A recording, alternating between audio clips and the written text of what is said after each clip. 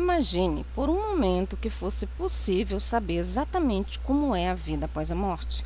Ter acesso a uma visão clara e concreta do que nos aguarda além do véu da existência.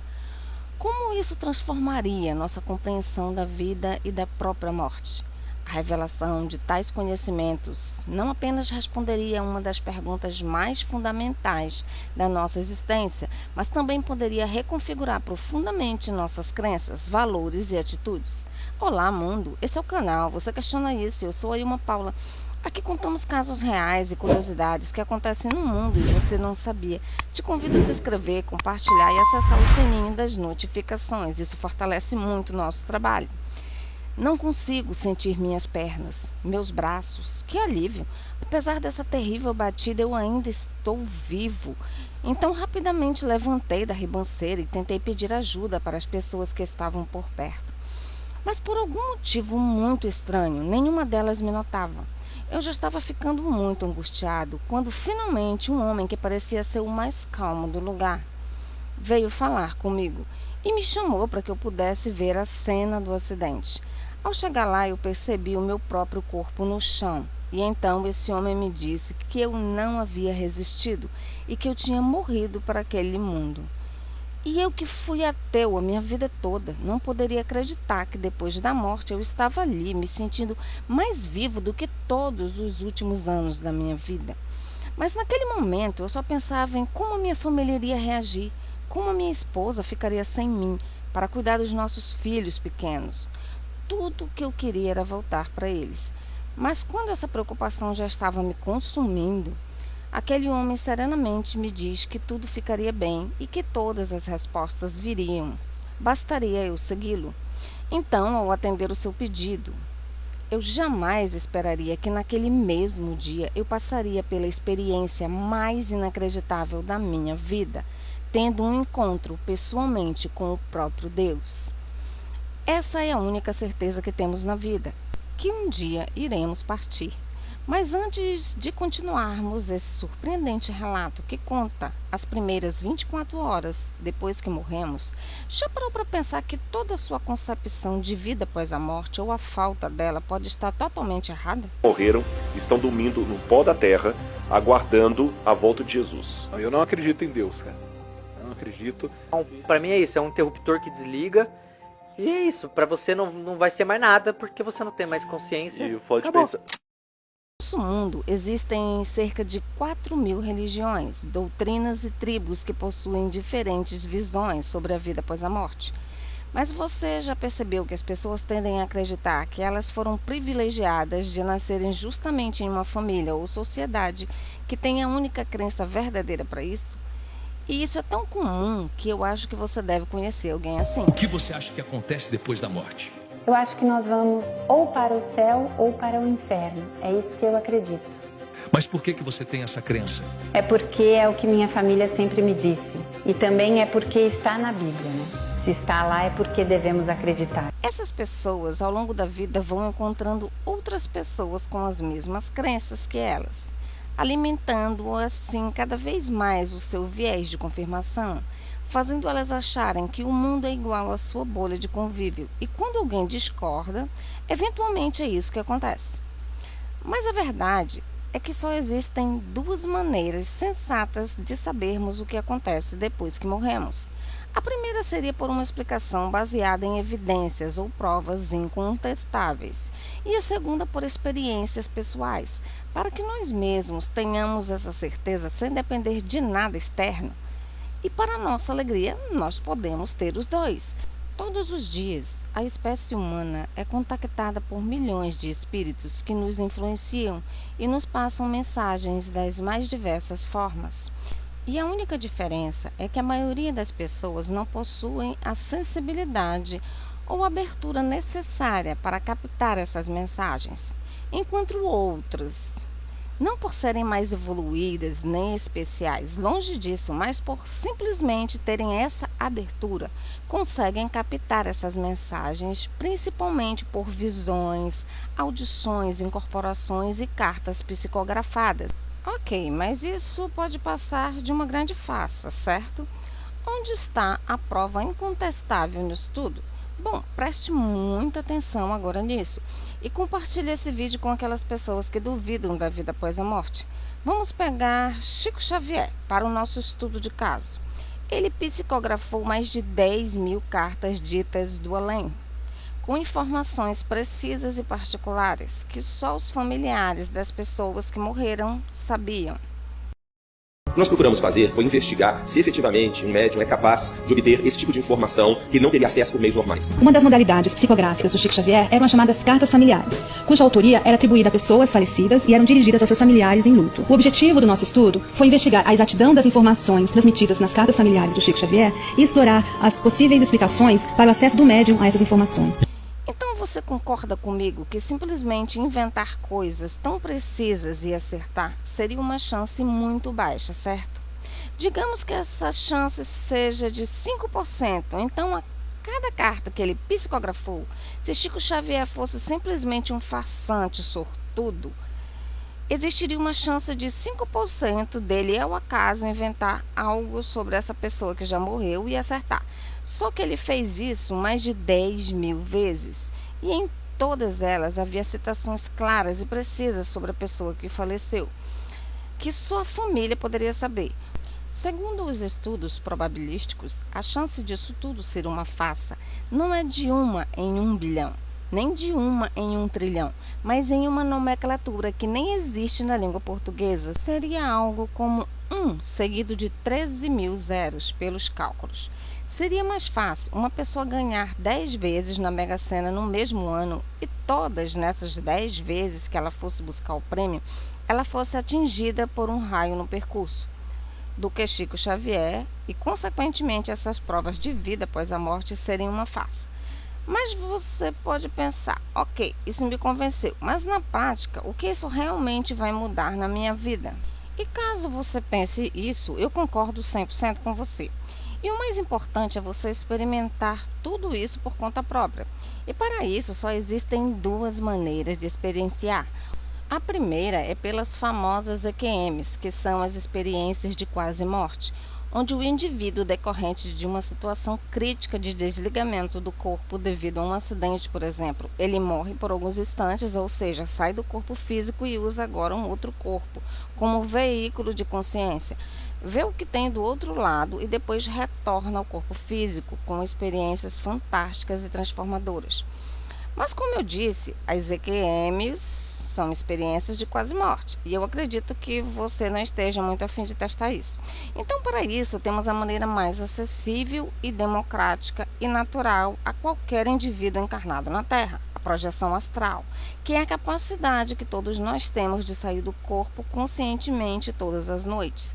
E note que essas experiências fora do corpo são muito mais enriquecedoras para você do que ficar dependendo de informações espirituais provenientes da mediunidade de outras pessoas, onde frequentemente sofre interferências anímicas do próprio médium. Na projeção astral, você está na própria realidade dos espíritos e eu posso te garantir que o dia em que você sair do seu corpo verdadeiramente consciente, você nunca mais terá nenhuma dúvida da vida após a morte. Mas como é que faz para sair do corpo? Olha, na verdade, sair, todo mundo sai. O corpo físico é apenas uma roupa que abriga o nosso espírito para que possamos viver uma experiência de aprendizagem aqui na Terra. Mas a nossa real natureza não é daqui. Então, naturalmente, o nosso espírito deixa o nosso corpo todas as noites e vai para outros planos. O problema é que quase ninguém tem a lucidez necessária para rememorar essas experiências. Então, o real objetivo é sair de forma lúcida e consciente. Para isso, tem que ter todas as técnicas necessárias e um estudo aprofundado do que você precisa para sair do corpo consciente, desenvolvendo todos os pontos necessários, desde a sensibilidade energética até a exteriorização de energias, absorção, estado vibracional e desenvolvimento do chakra da terceira visão. Bom, agora vamos voltar às nossas primeiras 24 horas depois que morremos. Bom, vamos lá. E ao seguir aquele homem, ele pediu para que eu segurasse a sua mão. E ao fazer isso, imediatamente eu senti a energia mais amorosa que eu já havia sentido antes. Então, de repente, um grande clarão de luz branca tomou conta de mim e eu adormeci. E mais tarde fui descobrir algo muito importante que eu gostaria de compartilhar com vocês encarnados aqui da Terra, que estão lendo a minha carta. O lugar para onde vocês vão irá depender do que você cultivou em vida. Por afinidades, vocês irão para o plano de existência onde o seu grau de consciência está ressoando. Mas saibam que todos vocês, pessoas de bom coração, sempre irão ser amparados por alguém logo após a morte, seja por um parente, amigo espiritual ou simplesmente alguém delegado para esta função, levando vocês assim para um outro plano, que é o que acabou de acontecer comigo neste momento. A próxima lembrança que eu tenho é de estar acordando de um sonho com uma sensação totalmente diferente de tudo que eu já senti. Estava leve, cheio de vitalidade e absolutamente em paz. Era como acordar e saber que não há nenhum problema para resolver e nenhuma preocupação para pensar. Estava em uma espécie de maca que paradoxalmente era fria e quente ao mesmo tempo. O local era muito arejado e futurista e as paredes eram quase todas feitas de um material que parecia vidro. Na hora eu pensei que eu deveria estar em uma espécie de clínica do além. De repente começou a surgir uma espécie de luz que vinha na minha direção. De início era algo translúcido e desfocado, mas cada vez que eu chegava perto tomava uma proporção que para minha percepção parecia um homem. E ao chegar ao meu lado percebo que era o meu avô, que havia falecido há uns 20 anos atrás. Mas de forma curiosa, quando eu o vi, não tive uma sensação diferente de surpresa. Por algum motivo, para alguma camada mais profunda do meu ser, era a certeza que ele ainda existia e era a certeza que ele estaria ali para me recepcionar. Assim, quando alguém morre no seu sonho, quando você acorda, você não fica surpresa de ver aquela mesma pessoa ao seu lado. E para ser sincero, era esse o sentimento que eu tinha de ter acordado de um breve e passageiro sonho. As palavras que foram ditas pelo meu avô vieram-me como pensamentos, e sem dizer nada de tudo eu entendia que me amava e que me acompanhava fazia muito tempo. E me avisou que a minha estadia naquela clínica já havia terminado e pediu alegremente que eu me levantasse, pois ele iria me mostrar a nova vida que me esperava. Posteriormente, descobri que ao chegar no plano espiritual, fui imediatamente levado para essa espécie de hospital, devido ao meu acidente, pois embora eu não esteja mais usando o meu corpo físico, o meu espírito guarda repercussões do ocorrido. Nem todos vocês irão precisar passar por aqui primeiro, mas os que precisarão saibam que esse lugar não é nada parecido com os hospitais da Terra. Aqui é usada uma tecnologia extremamente mais evoluída, usando, por exemplo, terapia fluídica e, acima de tudo, o amor fraterno. Então foi logo depois dessa minha rápida passagem por esse lugar que eu fui ver a magnífica vida que me esperava. Então, ao sair daquele lugar, juntamente com meu avô, eu simplesmente não acreditava no que eu estava vendo. Era simplesmente a coisa mais linda que eu já havia visto em minha vida. Uma cidade extremamente organizada e futurista, cheia de árvores, flores e uma surpreendente sensação de que a vida estava presente em cada cantinho dela. Meu avô me conta que estamos em uma cidade no plano espiritual, que fica logo em cima da Terra, quase já adentrando no espaço. Tudo naquela dimensão vibra em uma frequência muito sutil. Inclusive os nossos corpos fica imperceptível para quem está encarnado na Terra. Ao começar a caminhar, percebi que toda a minha consciência havia se expandido. Eu sei que é difícil para vocês da Terra conceberem isso, mas a minha visão estava vendo uma realidade, não só mais bonita nem mais brilhante, mas mais real, e como se durante todo o nosso tempo na Terra estivéssemos vendo através de um óculos embaçado. E aqui tiramos esse óculos e enxergamos a vida como realmente ela é. E não era só a sua visão. A cada rosa que eu tocava, eu sentia a energia dos meus dedos se fundindo com a energia dela. Era como se minha mão e a rosa fossem a mesma coisa. A cada ar que eu inalava, era como se o sopro de Deus estivesse entrando em mim. E a cada pessoa que passava, eu sentia uma conexão e um amor inexplicável. E tudo o que me vinha em mente era como é que eu pude esquecer de tudo isso. Então, naquele momento, meu avô me disse que devíamos ir pelo caminho central, pois ele queria me mostrar o maravilhoso funcionamento da operação que coordena todas as encarnações e a vida no nosso planeta. Quando chegamos lá, fiquei de queixo caído com o nível da operação tecnológica que existia naquele lugar. Até que então uma elegante e bela mulher de cabelos negros veio até a nossa direção. E como se já estivesse aguardando a nossa chegada, alegremente disse: "Seja bem-vindo, cidadão do cosmos. Esse é o lugar onde nós coordenamos as encarnações das almas na superfície do planeta Terra.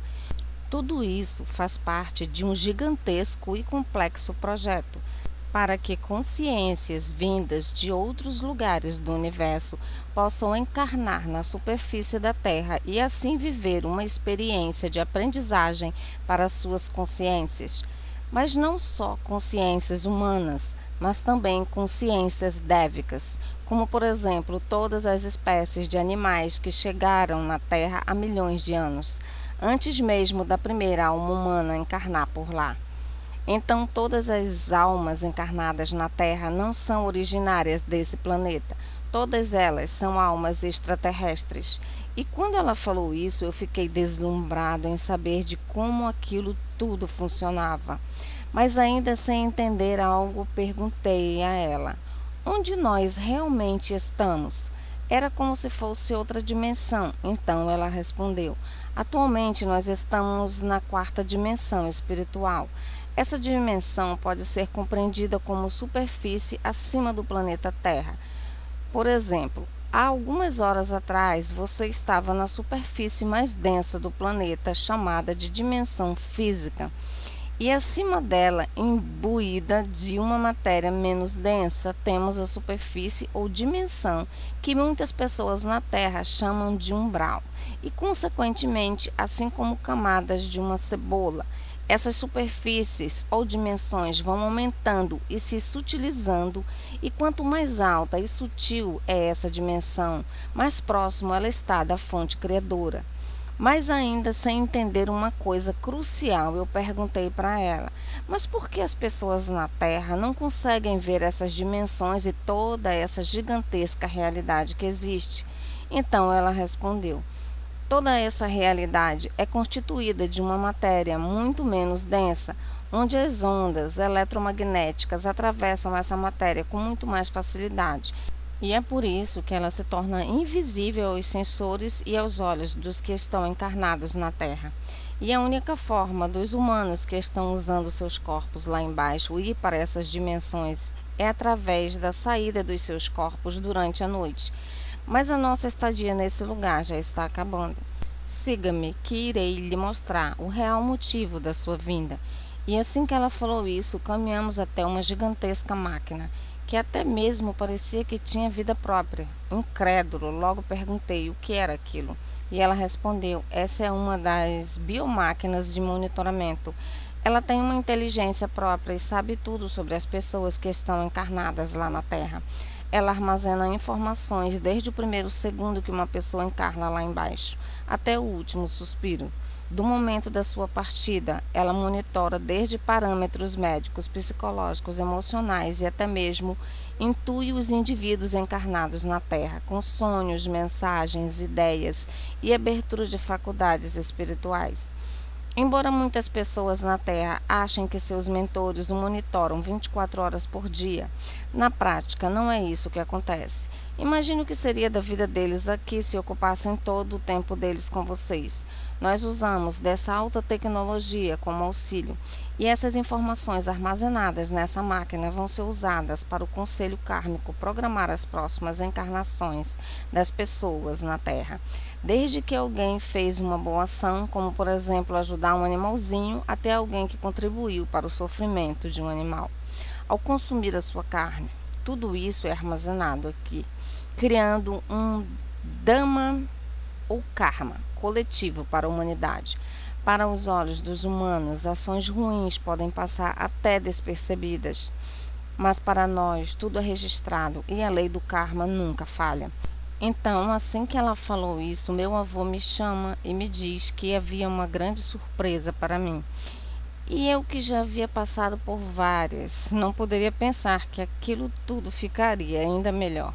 Então saímos daquele lugar e voltamos a caminhar pela cidade. A cada passo que caminhávamos, tudo ia ficando mais familiar, como se fosse um grande retorno a um lugar que eu já estive várias vezes no passado. Então paramos em frente a uma casa branca, bem simpática, onde meu avô falou que ali era onde costumávamos morar antes de termos encarnados na Terra. E ao entrar, eu tive uma das maiores surpresas que eu poderia perceber. Ali estavam várias pessoas da minha família espiritual. Alguns viveram comigo na última vida, já outros eu não conseguia lembrar muito bem a nossa história. Só tinha a certeza absoluta da nossa conexão de milhares de anos. E naquele fantástico momento, uma longa e calorosa conversa com todos eles se estendeu por um bom tempo. Já havia se passado bastante tempo naquele lugar, mas o meu avô, olhando para mim, parecia que conseguia ler todos os meus pensamentos e dúvidas que passavam pela minha cabeça. Ele notou, sem eu ter que lhe dizer nada, a minha maior dúvida diante de tudo isso. Onde está Deus? Então ele me levou para um jardim bem distante da cidade e me disse de forma misteriosa que Deus estaria me aguardando. Então, ao sentarmos, ele pediu para que eu fizesse algumas práticas espirituais de respiração. E ali eu fiquei durante um bom tempo naquela prática. De repente, sem qualquer aviso prévio, senti uma grande expansão dentro de mim, como se as paredes do meu ser se dissolvessem no infinito. Minha mente, normalmente um redemoinho de pensamentos e preocupações, agora estava tranquila, vasta como o céu claro de verão. Foi nesse momento que eu comecei a experienciar Deus. Sentia-me parte de algo muito maior, uma pequena faísca na imensidão de uma chama acesa e eterna. Eu era ao mesmo tempo a gota e o oceano, o Criador e a criação. Me sentia fazendo parte de tudo, cada árvore, cada estrela, cada folha de grama, cada respiração de cada criatura. Parecia estar em harmonia comigo. Neste estado, a noção de eu ou meu desapareceu. Era como se eu estivesse olhando o mundo através de um novo conjunto de olhos, sem julgamentos, sem desejos, sem medos.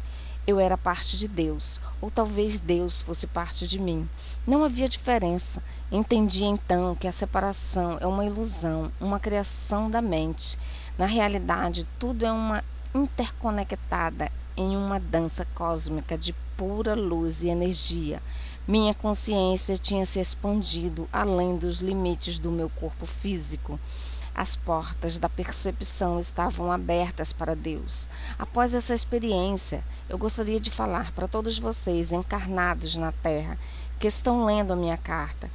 Vocês não precisam morrer para se conectarem com Deus.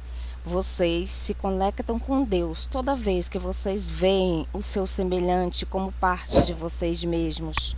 E toda vez que vocês vibram amor por todas as criaturas e por toda a criação. Obrigada por assistirem até aqui. Fiquem com Deus e até a próxima.